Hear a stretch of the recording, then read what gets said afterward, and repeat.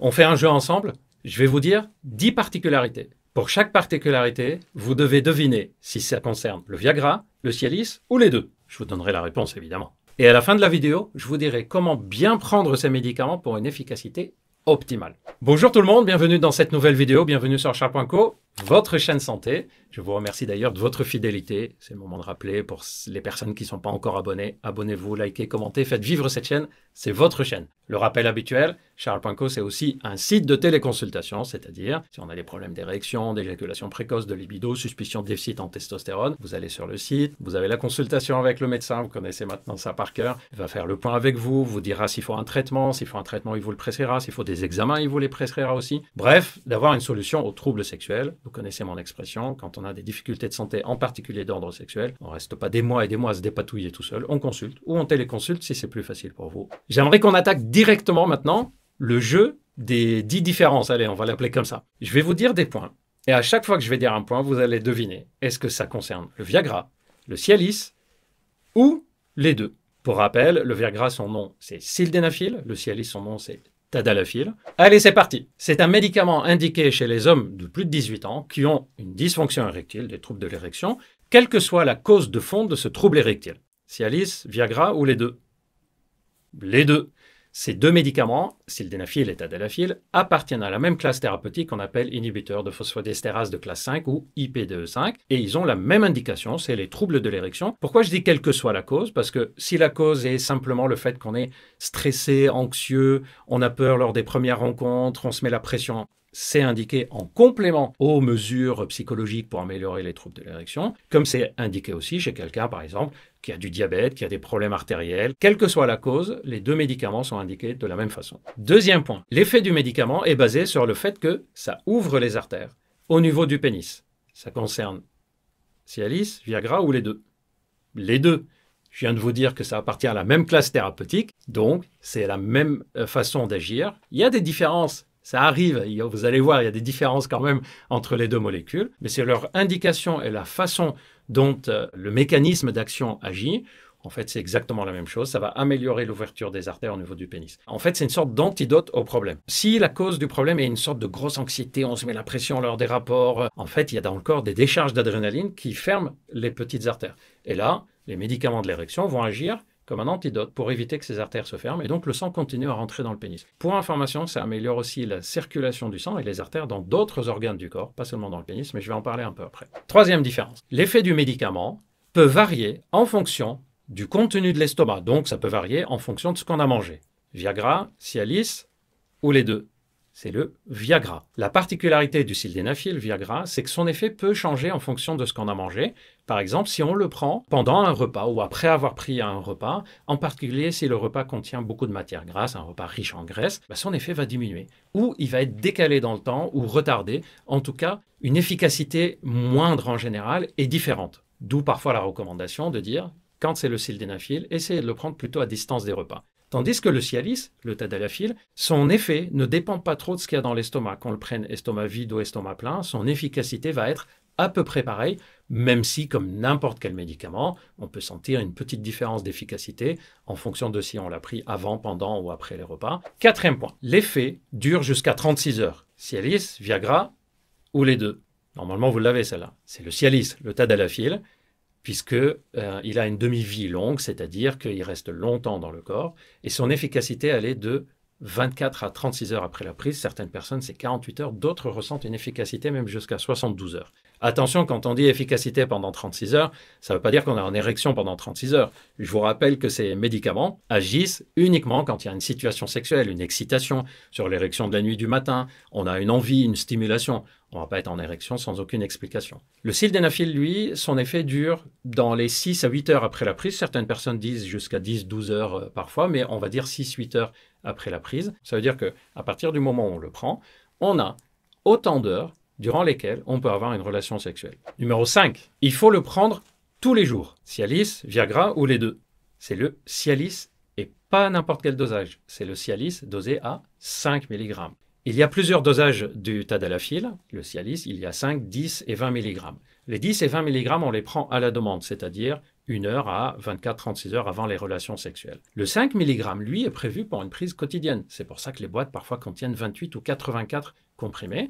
Le but, c'est quoi? C'est en prenant 5 mg tous les jours, on accumule les doses, et en accumulant les doses, un peu à la fois, on va voir une efficacité qui s'installe dans le temps. En plus, l'avantage de la prise quotidienne, c'est que ça améliore les érections de la nuit, du matin de façon continue, qui ont un effet réparateur. Ça permet d'avoir des relations sexuelles, même sans avoir à programmer en disant « il ne faut pas que j'oublie de prendre le comprimé ». Donc, c'est une forme de traitement qui peut être utilisée chez certaines personnes. Ça se prend tous les jours. On est à la moitié, 5. Dites-moi dans les commentaires, à mi-chemin, combien vous aviez de bonnes réponses. Et vous me direz aussi, à la fin, combien vous aviez de bonnes réponses. Numéro 6. Ils peuvent donner des effets secondaires de type nez bouché, tête lourde, mal de tête, remontée acide, Cialis, Viagra ou les deux. C'est les deux. Ce type d'effet secondaire est lié aux vasodilatations, c'est-à-dire les artères qui s'ouvrent, ce qui fait qu'on a le nez congestionné, parce que ça s'ouvre dans le nez. Comme ça s'ouvre au niveau frontal aussi, on va avoir l'impression d'avoir la tête lourde, parfois la paupière lourde, parce que le sang circule aussi mieux au niveau des yeux. On peut avoir une sensation de chaleur dans les mains, les pieds. D'ailleurs, les personnes qui prennent ce genre de médicaments disent qu'ils ont moins froid pendant les périodes hivernales.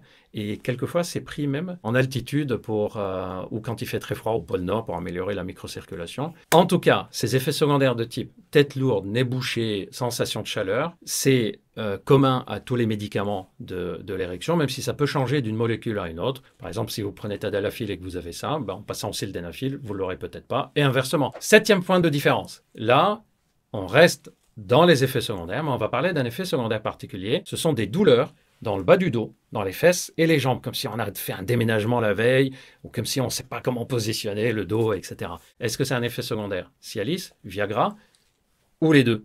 C'est un effet secondaire typique du Cialis, le tadalafil. C'est un inhibiteur de la phosphodiesterase 5, mais quelquefois il touche la phosphodiesterase 11, qui est présente dans la chaîne dorsomusculaire, et donc ça peut donner comme des sensations de courbature gênante, une douleur musculaire gênante. Là aussi, il suffit d'adapter les doses ou de changer le médicament et l'effet secondaire disparaît. Numéro 8. Le médicament est contre-indiqué en cas de prise de trinitrine. Cialis, Viagra ou les deux? Les deux.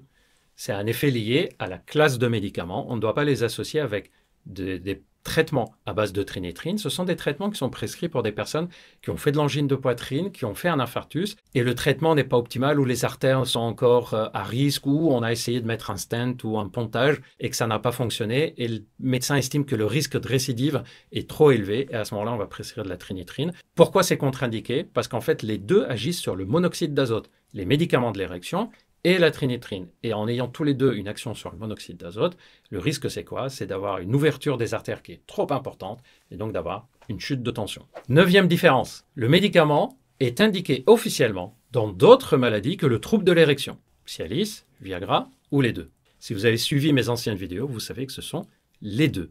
Cialis, tadalafil, Viagra, sildenafil sont prescrits dans une autre maladie et avec une accréditation officielle, c'est une maladie grave qu'on appelle hypertension artérielle pulmonaire, c'est-à-dire que la tension est trop élevée dans les artères du poumon. Et figurez-vous que tadalafil et sildenafil sont des médicaments officiels et même efficaces pour faire baisser cette pression artérielle pulmonaire grâce à leur effet sur la paroi des artères. C'est d'ailleurs pour ça que quelquefois les alpinistes en prennent aussi, puisque en altitude, le changement de pression fait qu'on peut avoir une difficulté à respirer, et le fait de prendre du tadalafil et le sildenafil, ça peut améliorer le fonctionnement de la pression pulmonaire. C'est pour ça aussi que certains sportifs en prennent quand il y a des compétitions en altitude, à plus de 1000 mètres d'altitude, 1500 mètres d'altitude. 10e différence, le médicament est indiqué dans l'hypertrophie bénigne de la prostate, c'est-à-dire qu'il soignerait l'érection et la prostate en même temps. Cialis, Viagra ou les deux.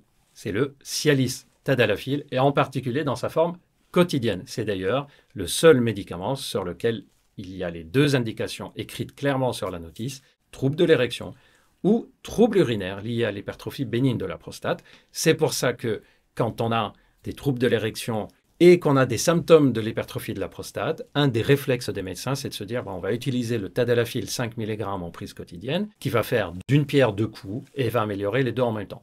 Attention, ce n'est pas obligatoire. On peut parfaitement avoir un médicament pour la prostate et prendre un traitement de l'érection, sildenafil, tadalafil ou un autre, avant les rapports, sans forcément utiliser le traitement tadalafil en prise quotidienne. C'est un choix que le médecin va vous expliquer et il va décider avec vous ce qui est le plus pertinent pour vous. On est à la 10e, alors vous aviez combien? Dites-moi s'il vous plaît, et on ne triche pas. Hein. Dans les commentaires, dites-moi combien vous avez sur 10. 5 sur 10, 6 sur 10, 7 sur 10, 10 sur 10. Vous savez que ceux qui ont 10 sur 10, vous savez comment on les appelle sur charles.co. Ce sont nos experts du jour. Et je vous ai promis qu'à la fin de cette vidéo, je vous dirai comment les prendre au mieux. Pour le sildenafil, on le prend 1 heure à 8 heures à peu près avant les rapports sexuels prévisibles. Si vous l'avez pris qu'il n'y a pas eu de rapport sexuel, pas de problème, il ne se passe rien de particulier. La seule chose que vous remarquerez, c'est que vous aurez un pénis un peu plus réactif en cas d'excitation et que si c'était pris le soir, la nuit et le matin, vous aurez de meilleures érections. C'est pour ça d'ailleurs qu'on dit qu'en cas de doute, il vaut mieux le prendre et on verra ce que ça donne, plutôt que d'attendre d'être sûr à 100% pour prendre le médicament. Comment bien prendre le tadalafil 10 et 20 mg? On le prend 1 heure à 24-36 heures avant les moments de relations sexuelles prévus.